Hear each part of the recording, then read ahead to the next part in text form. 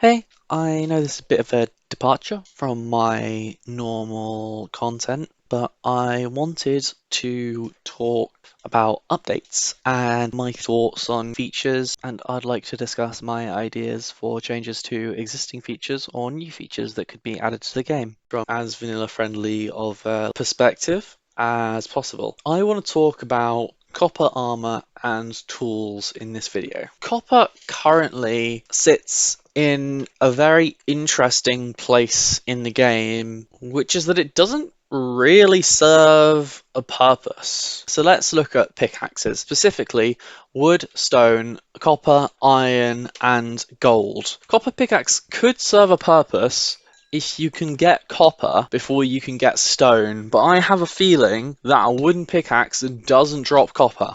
It does not. So you have to craft a stone pickaxe anyway if you want to mine copper. But at that point, why not just mine 3 iron? Yeah, copper's more plentiful, but in most veins you'll find 3 iron. So why bother with a copper pickaxe, which is objectively worse? Now, I actually have no idea what ores a copper pickaxe can mine. I assume it can mine itself coal and iron. Coal, yes. Iron, yes. Copper, yes. Can it mine gold? No. Can it mine redstone? No. Can it mine lapis? Yes, but I have a feeling a stone pickaxe can mine lapis. It can. Can it mine emeralds? No. Can it mine diamonds? No. So in terms of what it can mine, a copper pickaxe can mine exactly the same that a stone pickaxe can mine. So why would you use a copper pickaxe over a stone pickaxe? Well, it has more durability. Let's see if the copper pickaxe mines faster than the stone pickaxe.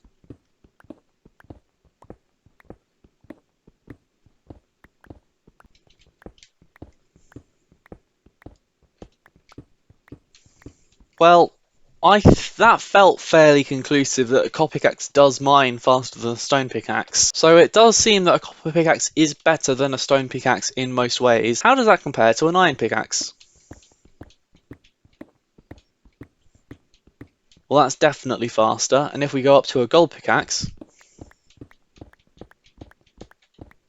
yeah, clearly the gold pickaxe is the fastest of the three. While I place this sandstone back, I have put up the time that it took me to mine 10 sandstone with each pickaxe on screen. Getting these results wasn't an exact science, but I just about guesstimated it by using OBS and just seeing how long it took from the first signs of damage on the first block. It is interesting that the copper pickaxe is perfectly between the stone and the iron pickaxe in terms of breaking time, which is definitely by design. It does provide a cheaper alternative for those who are low on iron. At the end of the day, I can't really criticize because I think this is a really sensible amount of time that it should take. It should be faster than stone and slower than iron. Anyway, back to the video.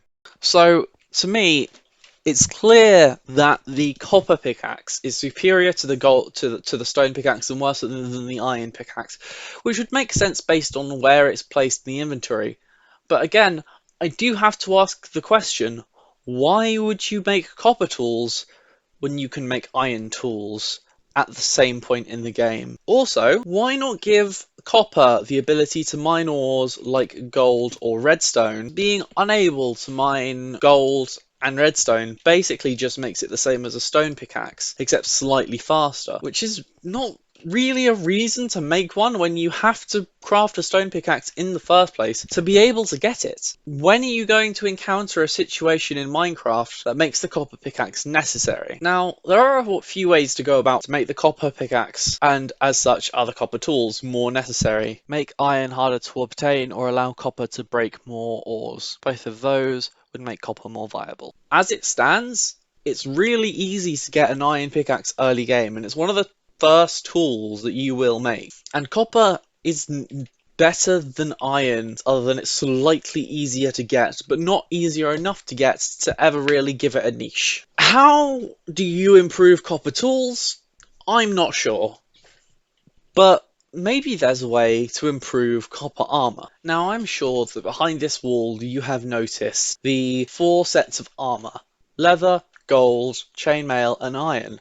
And I have all of those sets of armor. Putting leather on, worst armor, obviously. Putting gold on, wait a sec, gold is better than copper? There's no way that's right. Yeah, gold is half an armor better than copper. I was expecting copper armor to land about here, but no. And then chainmail's barely better than gold, and then obviously iron is the best. And maybe here I might concede that a copper armor might have a very small niche, being the set of armor that you get before iron armor, because realistically you're not going to get gold. Chainmail is harder than diamonds to get, and leather is you're unlikely to get unless you decide to kill a bunch of cows before you go underground, and even then it does serve a purpose as the armor you get before iron. The thing is, I think copper armor and tools as they are now fail to take into account the one thing that makes copper unique: the fact that it oxidizes. There's just one set and that's it. So what if copper armor oxidizing could change how useful it was as armor? Now, one of the things that I struggle with envisioning how this would work is, should oxidizing make the armor better or worse? Because logically, oxidization is generally considered to make something worse. It's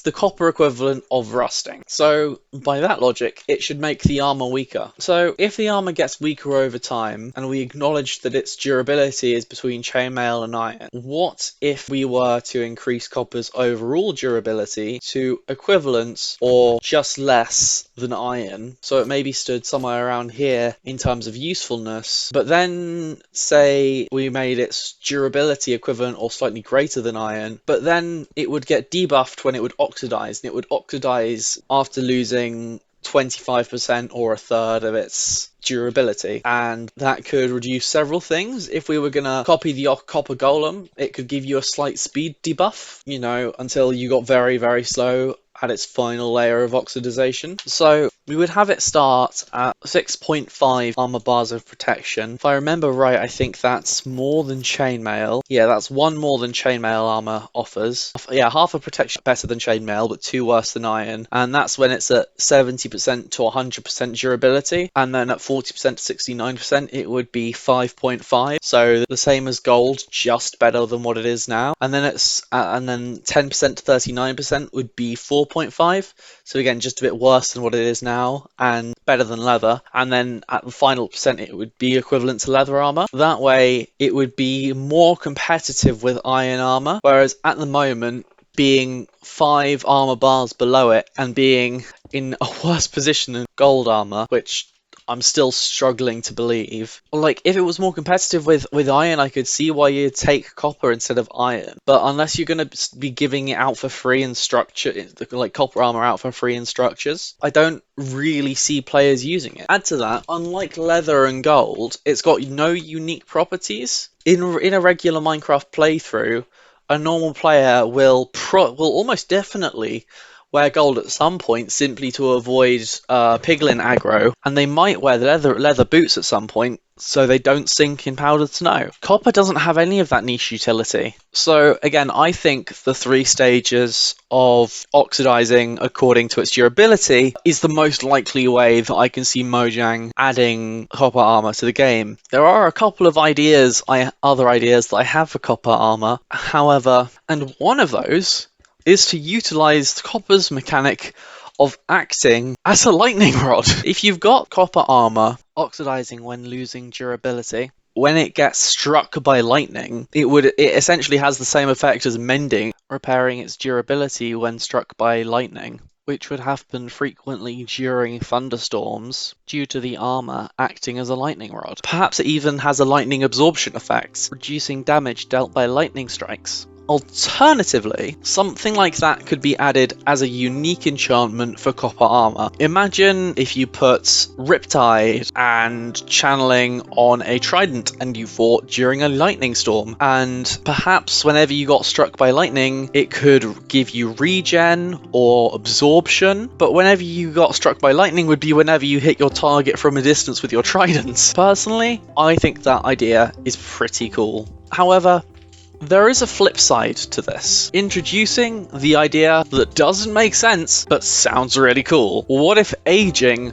made copper armor stronger? And what if aging was not connected to the armor's durability? So by placing the armor on an item stand, over time, like copper blocks that are left out, these ones are waxed so they don't age, the armor would age, and the longer you left it on the armor stand, the better it got, until it fell at a point where it was between iron and diamond. Now, I'm no balancing genius, and I'm certain that the final stage should be worse than diamond, but essentially this way, your copper armor at the start of the game is still gonna be worse than iron and better than leather. I wouldn't want to make the second stage better than chainmail armor, but the third stage, again, I like the idea of the third stage being equivalent to iron armor. The second to last stage is better than iron. It's kind of all up to you, but this way it gives it a niche where it can compete with the best armors in the game, whilst not giving you anything OP early game, in fact staying exactly the same position as it is currently early game. And you could also have its durability scale too. Let's say instead of literal durability, this is just maybe say a reference of like comparison between each other. Durability is beyond me, but anyway, let's say it works like this. That way it takes time to get it to its strongest form, and if you want to live on the surface and you don't want to go mining, you can be left with a really good set of armor if you just leave some copper on an armor stand and just go build a farm. And you could also have this apply to the tools as well. Perhaps they mine really slowly at the beginning, but the more you upgrade them, the more durability they get and the faster they mine. Also, I am certain that copper should be able to mine redstone, right? I don't know about emeralds, I don't know about gold, but I'm certain that copper should be able to mine redstone, maybe even gold. Not emeralds or diamonds, that's fine. It seems silly that copper is no better than stone in terms of what it can mine. Also, the other thing with copper is you can wax it. What if you could wax copper armor? So in this case, waxing copper armor, I did not know you could wax signs. I guess that prevents them from being edited. This is on the latest snapshot. Has this always been a thing? I don't know if this is a bug or a feature. Does anyone know about this? Anyway, and again, to wax, if you were going to wax the armor, I'd say give it plus 25 to 50% durability, if we're talking about this side, because wax is kind of hard to get. On this side, I would probably just give...